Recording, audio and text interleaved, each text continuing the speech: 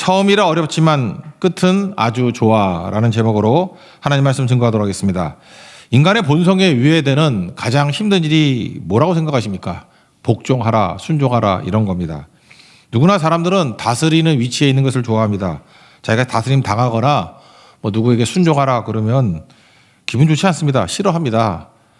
왜냐하면 인간은 본질상 반항하는 존재고 저항하는 존재입니다. 우리 최초의 선악과 먹은 게 하나님 반항한 거 아니에요. 저항하는 거 아니에요. 죄성이 있기 때문에 우리 가운데는 이게 본성으로 남아 있다라는 것입니다.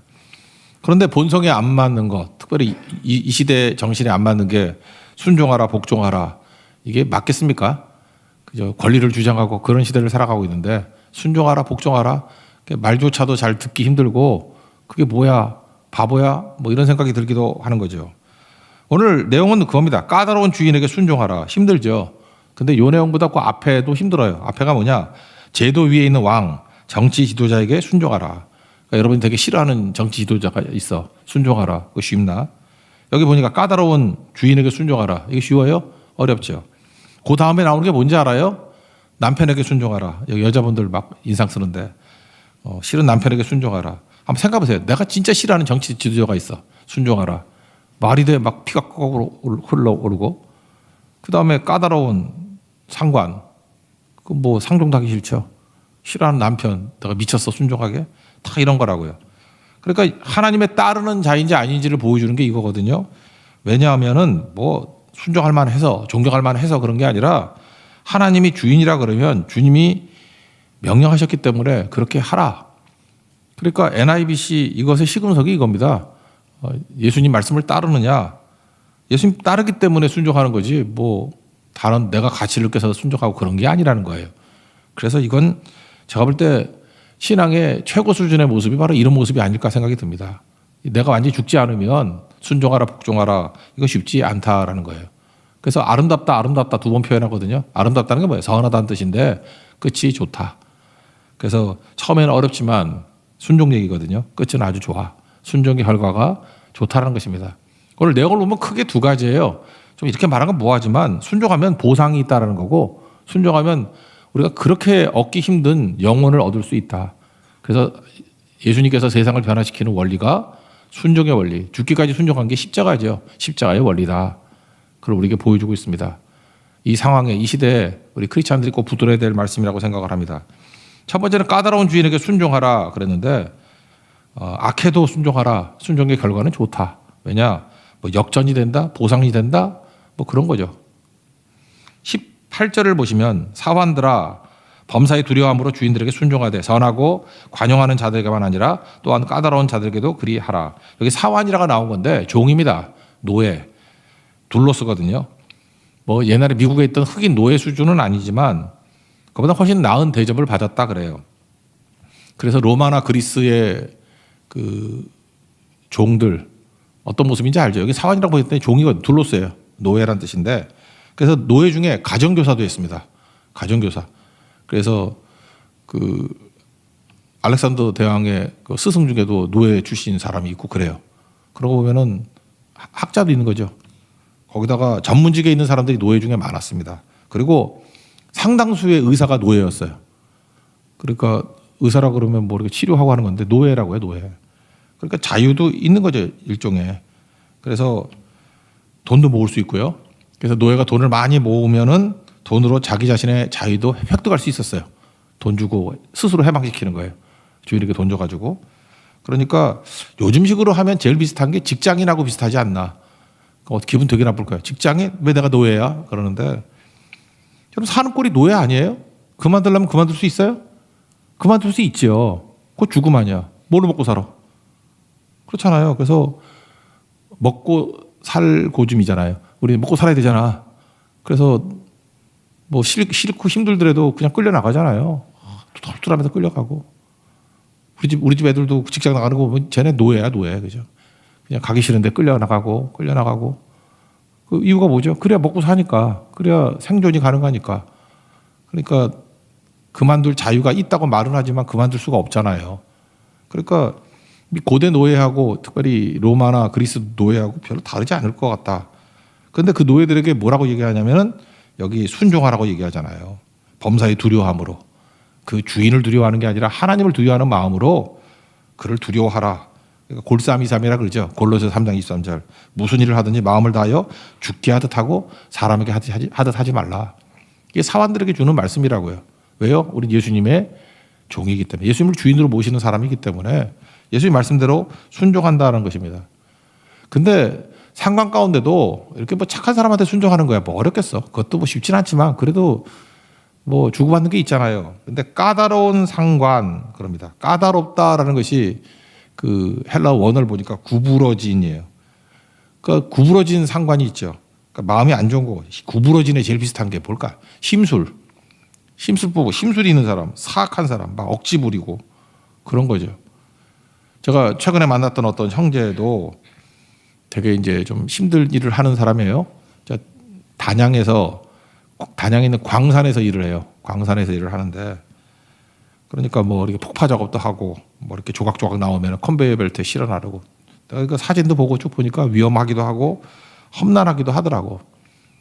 그러니까 그런데 일하는 게 왜 힘드냐? 일도 힘들지만 자기가 그래요. 진짜 힘든 건 뭐냐 하면은 악한 사람이 너무 많이 모인대. 그러니까 그러지 않아도 사회적으로 좀 힘들고 힘들었던 사람이 이제 마지막으로 가는, 옛날에 이게 광산을 막장이라 그러는데, 막장 인생. 마지막에 찾아가는 거 하다 안 되면 이제 죽기 직전에 가는 게 거기다. 그럴 정도 힘든다 그러는데, 여기 뭐 그 정도는 아닌데, 광산도 뭐 그런 거죠.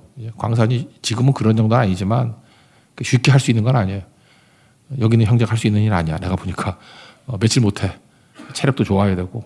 근데 뭐가 힘드냐 하면은 그렇게 인간의 악한 본성이 다 나온대요. 그러지 않아도 힘든 사람인데 서로 돕고 살면 얼마나 좋아. 드라마에서는 그래요. 근데 힘든 사람끼리 모이면요, 자기보다 더 약한 사람을 공격하고 학대하고 그런 게 많답니다.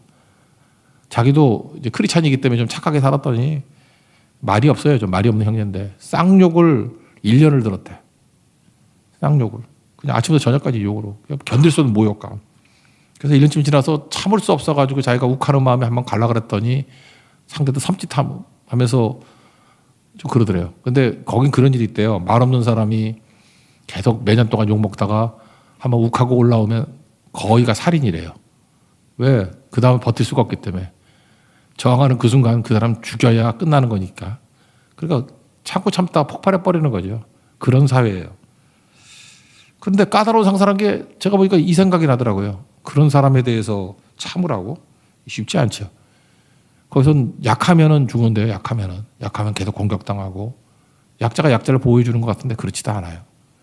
칠면조 사회라 그러죠. 칠면조들이 이렇게 모여 있으면은 상처를 드러낼 수가 없답니다. 왜? 아픈 척 하거나 이게 상처가 드러나면 나머지 칠면조가 다 그 상처를 공격해가지고 죽여버린대요. 칠면조 사회. 우리도 좀 그런 거 있죠.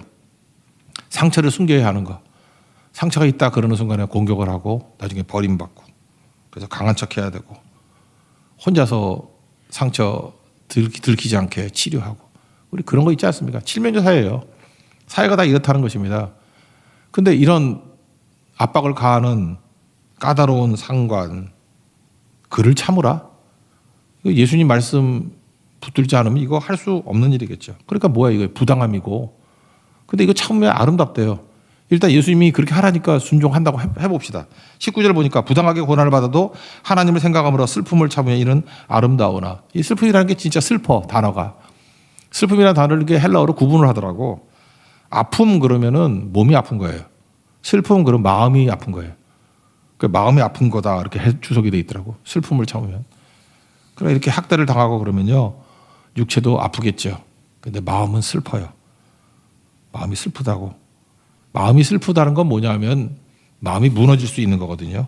마음이 무너지면 삶의 의욕이 다 사라져 버립니다. 지금도 진짜 힘든 사람이 마음이 무너진 사람이에요. 마음이 우르르 무너지면 그거 다시 세우는 게 진짜 힘들거든.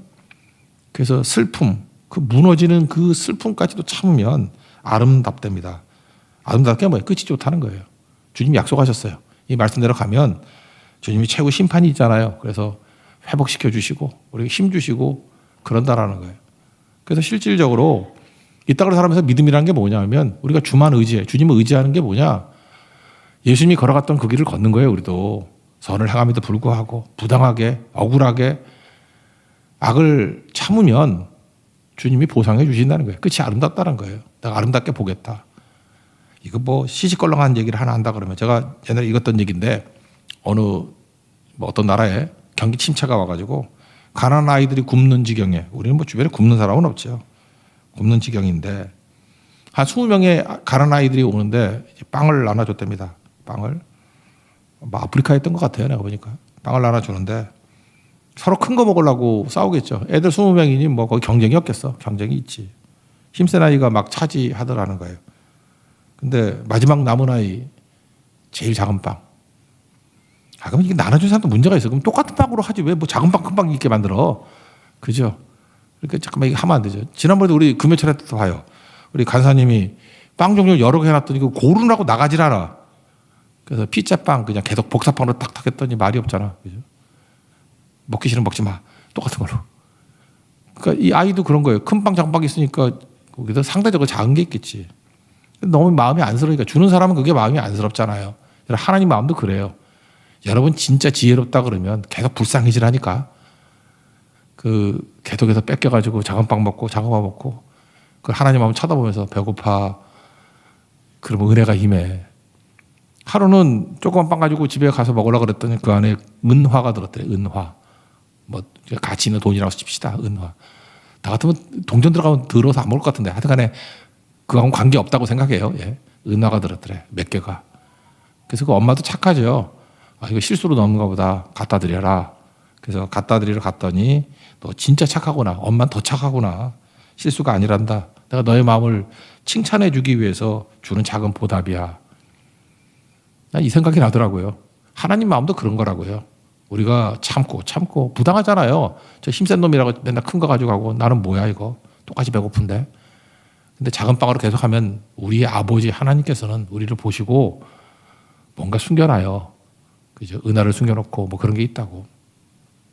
우리 교회에서도 뭐 저녁 예배 드릴 때 뭐 과자도 나눠주고 막 이러잖아요. 그 어떤 집이 있냐면 너무 이렇게 양심적이고 뭐 양심적이라면 딴 사람 비양심적이다 그러니까 좀 그러네. 하여튼 좀 착하고 양보 잘하고 뭐 그런 가정이 있어요. 그리고 진짜 힘든데 그 빨리빨리 가서 챙기자도 안 가.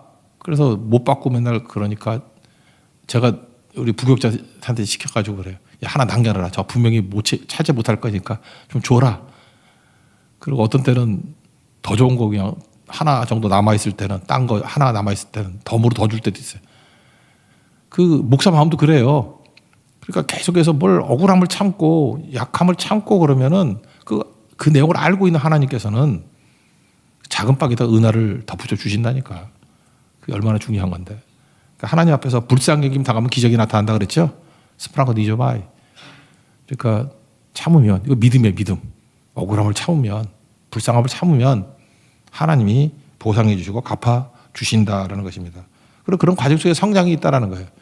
뭐 갚아주는 것까지는 아니지만 제가 꽤 된 얘기인데 뭐 아주 오래된 얘기는 아니에요. 신혼부부가 결혼한 지 뭐 한 주, 두 주. 여러분 결혼하면 신혼 때 조심해야 돼요. 신혼 때 싸움 제일 많아요. 신혼 때 정말 대판 싸운 거야, 대판.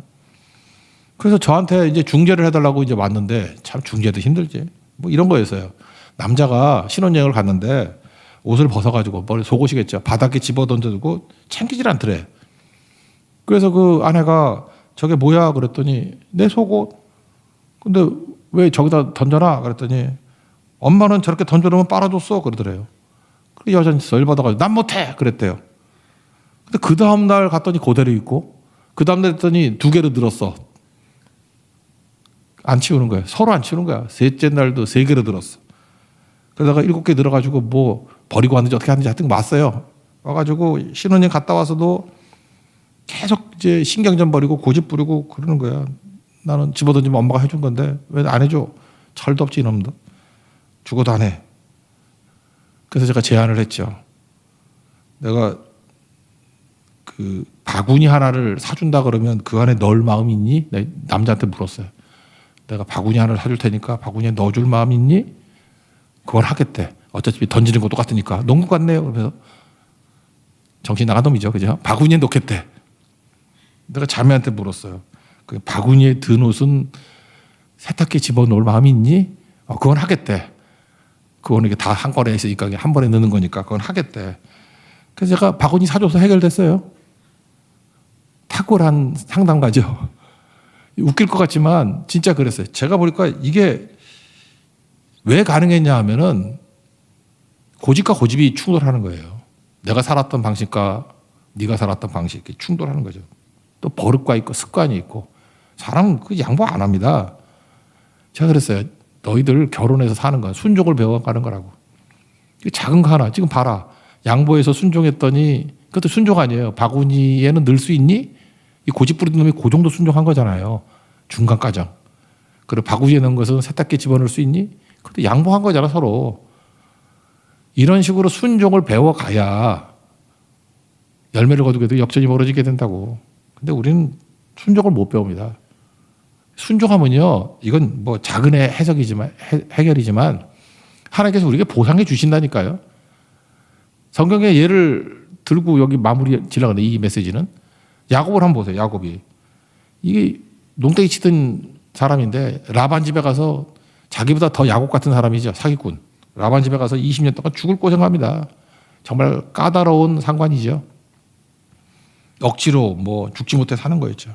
거기 그렇게 나와요. 떠나기 전에 10번이나 품삯을 속였다. 변경했다. 그죠? 31장 7절에 보면 창세기 10번이나. 그러니까 20년 동안 10번이니까 이건 뭐 2년에 한 번씩 뭐 준다 그랬다 안 주고 뭐 준다 그랬다 안 주고 뭐 100만 원 준다 그러고 50만 원 주고 뭐 이런 거죠. 열받죠. 이런 사람이 어디 있어요? 이런 사람이. 그럼에도 불구하고 참고 참았더니 하나님께 나중에 축복해 주셔가지고 뭐 이렇게 잎사귀 보면 뭐 얼룩얼룩 지고 뭐 이런 거 나오고 그러잖아요. 어쨌든가 그래서 세 때나 되는 양을 몰고 나오잖아요. 이거 야곱이 잘해서요. 하나님의 보상이에요. 하나님 보상이라고. 난 그런 거 되게 많이 봤어요. 억울한 일 참고 예수 그리스도의 그 길을 걸어가고 그러면 안 돼야 될 것 같은데 이상하게 번성해요. 그게 불쌍여기심이라고. 그의 삶의 작은 기적이라고. 자기는 시간을 쭉 두고 벌어지니까 자연스럽게 벌어지니까 기적인지도 몰라. 쳐다보는 사람이 기적이야. 입이 딱 벌어져. 저건 하나님의 은혜다. 하나님이 채워주십니다. 그 아들 요셉은 더 극적이죠. 다 참았잖아요. 형들에게 팔려가 노예, 보디바리 집의 노예도 참고 감옥도 참고 계속 참았더니 하나님께서 보상 한꺼번에 주시네. 13년 만에 30살에 애굽의 총리가 되게 만들고 110세까지 80년 동안 계속해서 채워주지 않습니까? 이거 뭐예요? 하나님 주권을 믿고 억울함을 참았더니 하나님께서 갚아주시는 거. 이런 게 있죠. 그래서 여러분들 예수님의 이 길을 걸어가. 이게 예수의 길을 걷는 인생이에요. 뭐 보상이 있다라는 게 뭐 상 받는다 그러보다도 말씀대로 순종하면 내 주인 되신 예수님대로 말씀대로 순종하고 그 길을 걸어가면 역전이 있다. 승리가 있다. 보상이 있다. 승리합니다. 이게 메시지예요. 그래서 20절 보세요. 죄가 있어 매를 맞고 참으면 무슨 칭찬이 있으리요. 그러나 선을 행함으로 고난을 받고 참으면 하나님 앞에서 아름답다. 하나님이 갚아주신다는 거죠. 토부, 끝이 좋다는 거예요. 끝이 좋다. 합력하여 선을 이룬다. 아름답게 만들어주신다.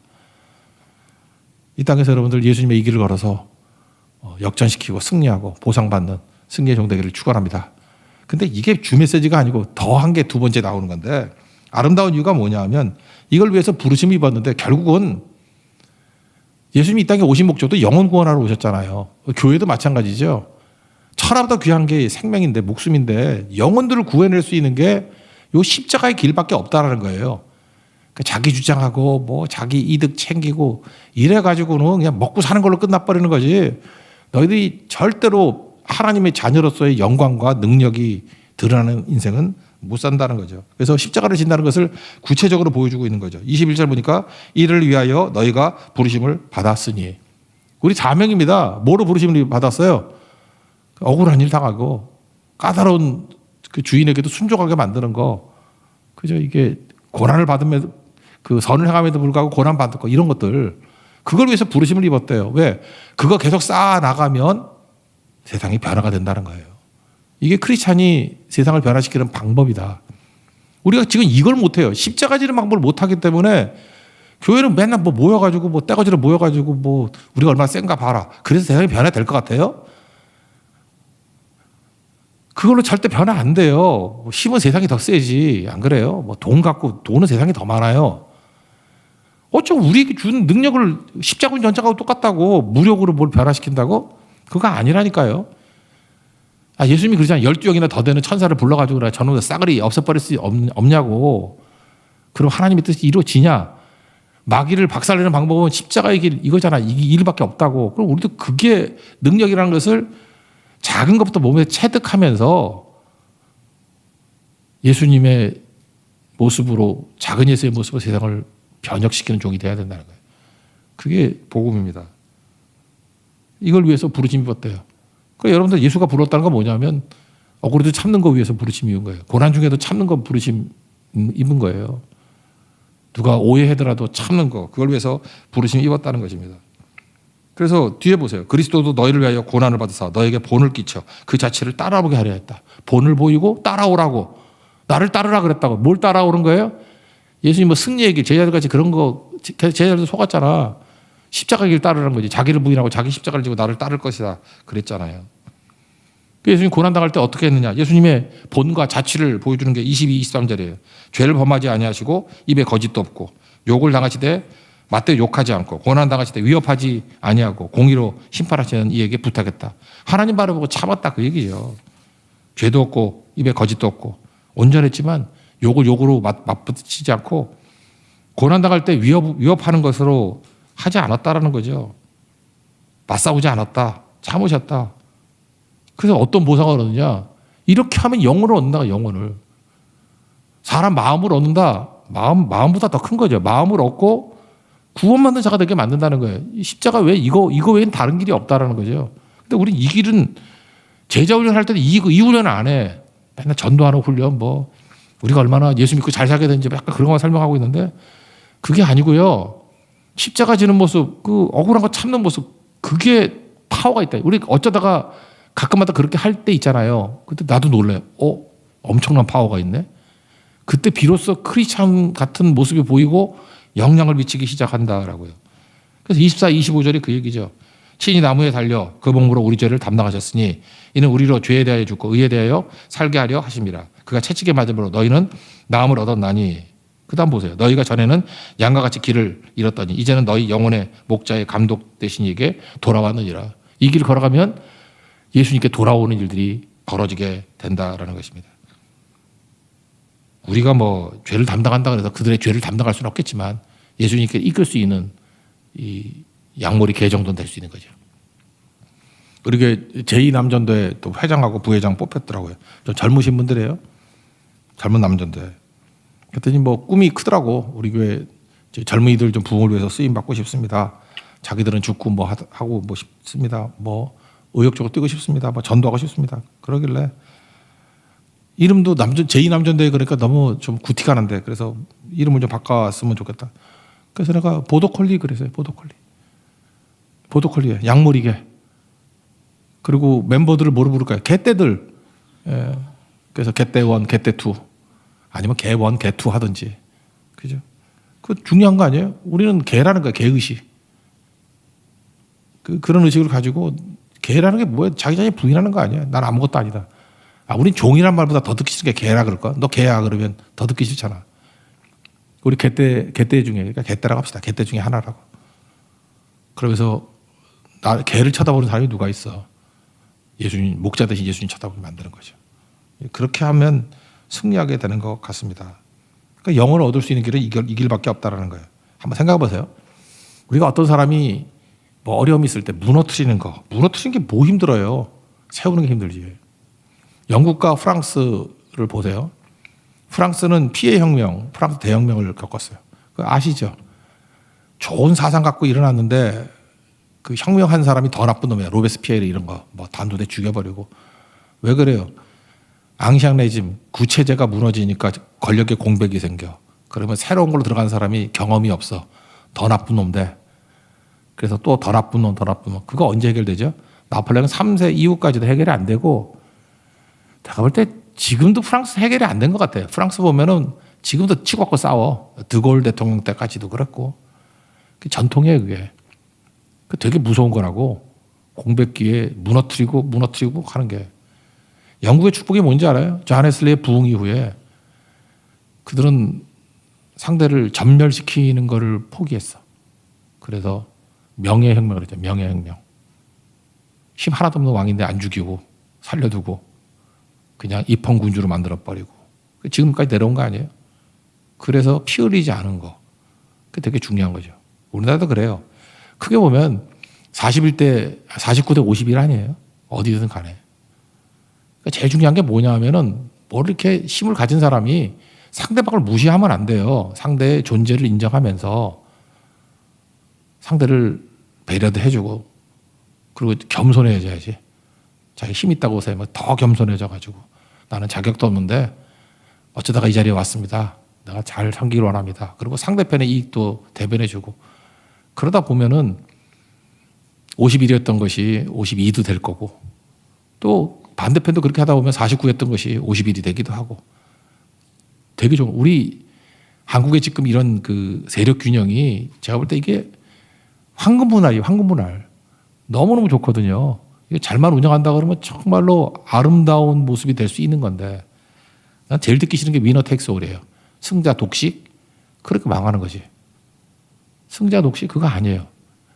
제가 뭐 정치 얘기 잘 안 하지만 지난 정권에도 그래요. 정권 잡고 너무 심하게 갔어. 그러니까 문제죠. 이번 정권도 마찬가지예요. 심하게 가면 안 되고 이제 다음번에 올 때도 마찬가지라고. 분명히 49가 존재하거든. 그 대우해줘야 돼요. 인정해줘야 된다고. 우리나라는 웬만해선 49대 51 이 체제가 내가 볼 때 한 20년은 가. 절대 잘 안 변하거든요. 그러면 위너 테이크스를 갖고 안 된다니까요. 배려해주고. 그 십자가 정신이 진짜 필요하다는 것입니다. 우리 영국으로 가야 돼요. 프랑스로 가면 안 되고. 영국으로 가야 된다고. 그러면 사는 거죠. 사람은 욕심이 다 있습니다. 그래서 내 뜻대로 되면 좋겠죠. 내 뜻대로 100% 한다는 걸 바보라 그래. 잘 보세요. 욕심과 욕심이 충돌을 합니다. 그러면 양식이 있으면 서로 양보하고 해서 해결이 돼. 이제 교회 얘기를 합시다. 교회 정치라는 게 있죠. 나는 처음에는 교회 정치를 한다 그랬을 때 나는 그냥 엉터리라고 생각했어. 무슨 놈의 교회 정치를 해? 근데 어떤 원로 목사님이 저한테 설명을 해주더라고요. 교회가 인간이 죄인과 죄인이 모인 것 아니냐. 그래서 교회가 저 들으라고 칭찬한다는 얘기를 해요. 저 목사같이 그래. 목회 잘하는 사람이 막 은혜가 넘치는 사람이 해봐야 은혜가 넘쳐도 80은 안 넘는데요. 모든 거 은혜로 합시다. 그러면 이제 80 정도는 된대. 그래도 숨은 욕심이 20은 있다라는 거예요. 그 뒤에서 암투한다는 거야, 암투. 그래서 욕심을 조절해 주는 게 정치다. 그래서 교회는 은혜도 있어야 되지만 정치도 있어야 된다. 왜? 해결 안 되는 욕심이 있기 때문에. 그거 죽을 거야? 아까 부분 나오잖아요. 죽을 때까지 싸울 거예요, 그거? 청소하라고? 제가 정치한 거죠. 바구니 하나 사줄 테니까 넣을 수 있니? 오케이. 그거 세탁기 집어넣을 수 있니? 오케이. 그게 정치예요. 서로 양보하는 거잖아. 정치. 그래서 교회 안에도 은혜로 우리 다 같이 예수님의 십자가 정신 가지고 다 희생하고 죽읍시다. 전수가 다 그래. 그러면 정치 필요 없지. 근데 그게 얼마나 가겠으며 100% 다 그럴 수는 없잖아요. 그래서 교회도 정치 영역이 있다고. 정치가 커지면 안 돼. 그래서 그 목사님이 저한테 그런 얘기를 했어요. 교회 위기는 정치가 60% 70% 되면 그거는 문제라고. 교회인지 정치인지 모른다고. 교회가 맨날 싸움질만 하는 교회가 그렇다고. 그러니까 항상 은혜가 50% 이상을 넘게 만드는 목회를 해야 되고 80% 되면 정말로 하나님의 축복이 임한 교회라고. 나 이게 마음에 와닿아요. 그래서 그다음부터 난 교회 정치를 중요하게 여겼어요. 교회 정치는 필요한 거예요. 그러므로 나라도 마찬가지예요. 나라도 욕심과 욕심이 충돌하니까 뭐가 필요해요? 정치가 필요해요. 정치는 반드시 대안을 제시하고 타협할 수 있게 만드는 게 지도자예요. 정치 지도자라고. 그러면 이게 확대가 되면 나라와 나라도 그렇죠. 우리 한국과 중국, 한국과 일본. 우리 서로 이익이 다르잖아요. 일본에서 정의가 한국에서 정의 아니잖아요. 서로 충돌하죠. 그 충돌하는 거, 서로의 이익과 이익, 욕심과 욕심이 충돌하는 거를 해결해 주는 걸 뭐라 그래요? 외교라 그런다. 외교. 그래서 외교가가 나와야 돼요. 서희같이 대치허로 뭐 땅 찾아, 강동육지 찾아 뭐 이런 것들 있죠. 그러니까 외교가도 나와야죠. 외교가도. 우리 외교를 몰라. 가가지고 우리 주장밖에 할 줄 몰라. 만약에 일본하고 외교를 잘하려고 그러면 일본의 논리를 가지고 일본의 주장을 꺾어야 돼. 그게 외교예요. 우리 주장 가지고 일본이 뭘 주장하는지 들을 생각도 안 해. 안 들어 뭐 그러고 일본 주장 조금 소개해주면 막 친일파라 그러고 그 깡통이지. 그거 바보잖아 바보. 외교가 뭔데? 상대를 알아야죠. 알고 그 상대의 욕심이 뭔지를 알고 우리 욕심이 뭔지를 알고 이거 어떻게 타협하지? 이런 걸 생각을 해야죠. 그죠? 그걸 외교라고 그런다. 그래서 외교가 있고 정치가 있고. 그럼 우리 전반적인 거에 뭐가 있습니까? 우리 우주적인 개념이 있어. 내가 볼 때 최고의 외교, 정치, 또 모든 문제를 해결하는 건 십자가 복음이에요. 하나님의 압도적인 은혜를 받고 그 다음에 여러분들 희생하는 걸 통해 가지고 문제 해결하는 것을 제한할 줄 아는 거예요. 제가 맨날 얘기했던 환전하는 문제 얘기했죠. 세 사람이 돈을 모아서 환전을 해. 옛날 얘기예요. 그래서 10달러를 환전했으면 한 사람당 가져야 될 지분이 3.3이죠. 3.333 나가잖아요. 3.3. 그러면 묘한 욕심이 생기잖아요. 3.3으로 나눌 수는 없으니까. 그러니까 나눌 수 있는 게 3달러, 3달러, 4달러로 나눠야 되잖아요. 근데 서로 그 얘기를 못 해. 근데 누군가가 아이디어만 제시해줘도 타협이 나와요. 야, 10달러니까 이거 나눌 수 없잖아. 3달러, 3달러, 4달러로 갖자라고 제안만 해도 약간은 평온이 와. 길이 보이니까. 두 번째 단계. 그래도 서로 가만히 있어. 그러면은 내가 해결하기 위해서 좋아. 야, 이거 빨리 해결해야 되니까 내가 작은 쪽이 3달러를 가질게. 너희 둘이 가위바위보에서 이긴 사람이 4달러 가자. 그럼 해결되죠. 근데 또 이 두 놈이 또 싸우는 거야. 서로 4달러 가지려고. 네가 늦게 냈다느니 뭐 다시 하자느니 뭐 3-4번이라느니 뭐 침태태태하고 뭐 빨아먹기 뭐 별소리 다 하는 거야. 그러면 또 안 되죠. 그러니까 한 번 더 제안을 하는 거예요. 아, 야, 니네 싸우지 마. 내가 2달러 가질 테니까 둘 다 4달러, 4달러 가져. 그 완전히 해결이 되죠. 그러니까 우리 크리스찬이 해야 될 일이 그거예요. 3달러, 4달러 나눠 갖는 아이디어 제시하는 것만 해도 해결이 돼. 그리고 긴장감이 있을 때 자기가 약간 손해보는 거야. 3달러 가지게 해결돼. 다툼을 해결할 수 있는 방법은 자기가 조금 더 손해보는 거. 2달러 가지면 해결이 돼. 그러면 손해본 것 같지만 뭔 손해가 있어요? 2달러 가져봐야 다 버린 것도 아니야. 1.3 버린 거예요. 3.3에서 1.3 버린 거예요. 그죠? 한 3분의 1 정도 버린 거야. 근데 내용은 거의 성자 같은 수준의 대접을 받잖아. 쟤는 정말 성자 같은 애야. 양보하고 또 양보했네. 그렇게 양보 많이 한 것 같이 보여봐야 30% 정도 양보한 거라고. 근데 이 사람은 나중에 세 사람이 리더를 뽑을 때 누가 리더가 되겠어? 둘이 싸웠으니까 2달러 가진 애가 무조건 리더야. 리더가 누리는 이권이 얼마나 큰지 알아요? 유익이 얼마나 큰지 알아요? 다 갖는 거죠. 여러분 실제로 인생에서 보면요. 희생하고 뭐 죽으라 그럴 때 예수님같이 완전히 죽는 일 별로 없어요. 그냥 1.3 정도 포기하면은 해결이 다 되는 거야. 야곱의 아들 중에 유다가 그랬죠. 유다가 다들 눈치 보고 있는데 베냐민 잡혀 있었잖아요. 그 요셉이 자기 동생인지 모를 때. 그럴 때 남겨두고 가라 그랬더니 볼모로 내가 대신 남겠다 그랬잖아. 내가 대신 남겠다. 그죠? 이 베냐민 목숨 대신해가지고. 그 정도 했더니 나중에 어떤 일이 벌어져요? 그 영적 장자가 돼버리잖아요. 내가 볼 때 유다도 머리가 돌았어. 왜냐하면 저 총리가, 애굽의 총리가 누군지 모르지만 죽일 것 같았으면 옛날에 죽였지. 전 그렇게 생각해요. 그죠? 굉장히 관대한 사람이야. 잘 안 죽여.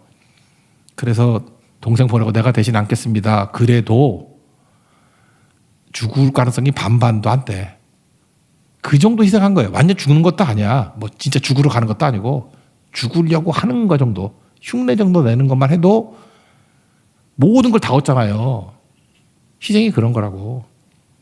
주님께서 이렇게 해서 문제 해결하는 이게 십자가라고요. 이게 십자가. 각각 들어가서 이런 문제들을 해결해 주면 영혼을 얻게 된다라는 거죠. 이 일들 하십시오. 여러분 비행기 타면은 예를 들어서 뭐 어떤 사람이 뭐 자리 바꿔달라 그런 거 있잖아요. 뭐 창가 쪽이 좋다 해서 창가를 간다니 뭐 통로 쪽이 좋다 복도 쪽으로 간다더니 화장실 앞에 있어서 시끄러 싫다고 바꿔달라고. 그거 바꿔주면 되잖아요. 그거. 그러면 똑같은 뭐 비즈니스에서 뭐 일반석으로 바꾸는 것도 아니고 일반석에서 일반석으로 바꿔주는 거라 그러면 아니 그 자리가 그 자리지 뭐 하루가 땅 차이야. 내가 볼 때 5%도 차이 없어. 10% 차이 있나? 좋고 나쁜 게? 비행기 안 타봤어요? 왜 대답을 안 해? 별 차이 없죠? 근데 그거 몇 번 바꿔주면은 그 사람 천사 취급해. 성자 취급한다니까요. 근데 그거 주장하면서 뭐 다른 이 일이 자리 통로 자리면 안 된다니 뭐 이거 아니면 안 된다니 맨날 절대를 갖다 붙이는 사람이 있죠. 나는 꼭 이거 붙들어야 돼. 그게 바보라고요, 바보. 예수님 지금 그 얘기잖아요. 까탈스러운 상관이 있더라도 이런 식으로 조금씩만 양보해보고 희생해줘도 100% 아니다. 문제 해결 다 되고 그 사람 주도권 다 잡게 된다. 그런 얘기를 하고 있다는 것입니다. 다시 보면요. 시시비비를 가리는 거 우리 되게 좋아해요. 우리 죄성이 있기 때문에. 그게 정의를 갖고 오는 줄 알아. 시시비비를 가려서 내가 옳음을 증명했어요. 그래서 뭐? 억울함을 풀었어요. 그래서 뭐? 여러분이 막 해서 억울함을 풀었어. 옛날에 그 복수 시리즈 뭐 나왔던 거 있죠? 그죠? 뭐 스토리로 나왔던 거. 내가 그 영화 다 봤는데 복수 시리즈 다 보고 난 다음에 마지막에 허탈해. 그래서 뭐? 복수해서 기쁘더라 그런 거 없어.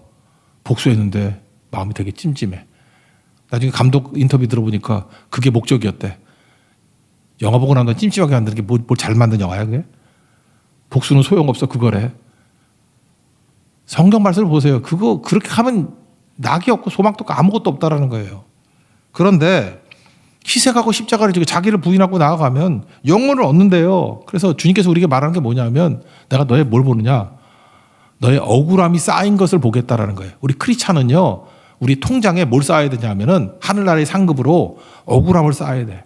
내가 예수님 때문에 이렇게 억울함을 당했습니다. 수모를 당했습니다. 오해를 당했습니다. 나 이거 내 오해 풀라고 노력하지 않고 그냥 짊어지고 갔습니다. 나중에 풀리거든. 이렇게 해서 그 영혼을 얻었습니다. 주님은 그거를 원한다는 거예요. 그래서 마지막 24, 25절에 그 얘기 아니에요. 양무리를 목자당 예수님께 몰고 가는 영혼을 구원시키는 종이 되더라.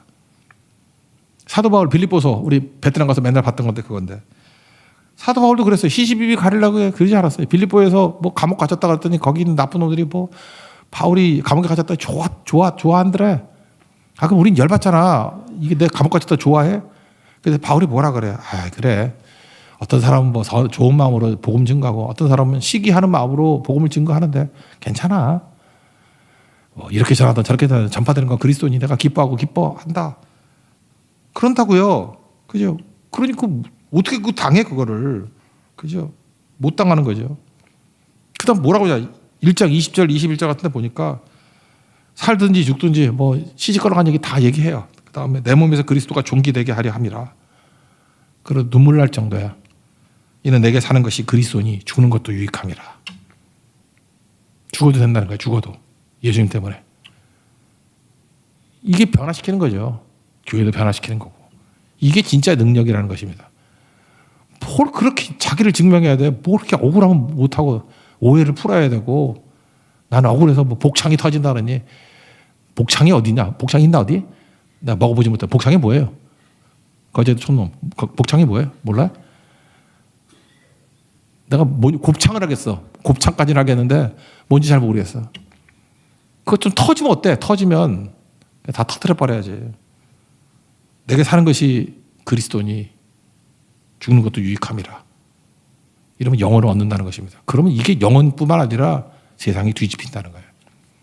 1차적인 메시지, 좀 순진한 메시지인데 그냥 억울함 참고 까탈스러운 상관에게도 복종하고 순종하면 보상해 주셔.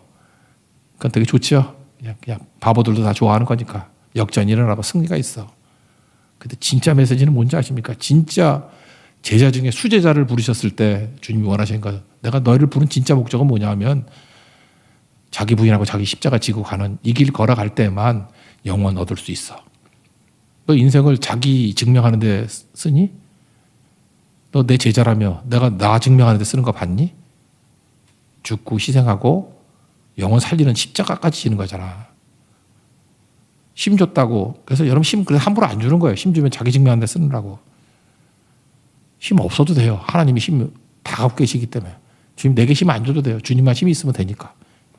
그리고 죽고 하다 보면 주님께서 영혼 살리는. 영혼 살리는 게 뭐예요? 다 얻는다는 거죠. 영혼 마음을 준다는 건 다 준다는 얘기지 뭐. 세상을 다 얻게 됩니다. 이게 세상을 구원하는 변혁시키는 하나님 백성의 모습이라는 거예요. 그래서 여러분들 이 말씀 붙들고 항상 예수님의 발자취를 따라서 예수님의 그 길을 걸어갈 수 있는 믿음의 신실한 종 되기를 축원합니다. 자리에서 일어나겠습니다. 우리 457장 1절 4절까지 부르면서 이 가사의 나를 대입시켜서 한번 찬양하면서 기도했으면 좋겠습니다. 겟세마네 동산에